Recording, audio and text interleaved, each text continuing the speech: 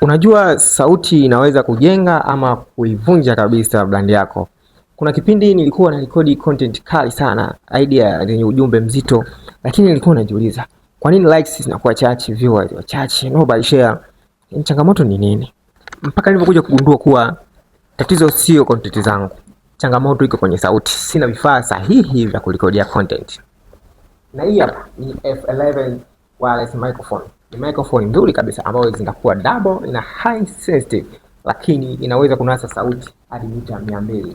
Yaani ukiwa unaongea hautumii nguvu, uko calm na sauti yako inasikika vizuri as mimi mnavyonisikia hapa. Nzuri kabisa kwa watu wa content creators, wale watu wa video recording, wale watu wa interview, podcast.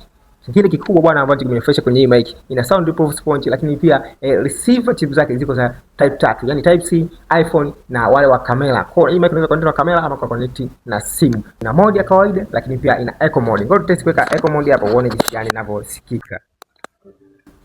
Na hapa ndo tumeweka echo mode. Kama unavyoweza kusikia sauti yangu na kama mwangu fani na unasikia kwa pembeni. Hiyo ndio echo mode. Ngoja turudishe mode ya kawaida.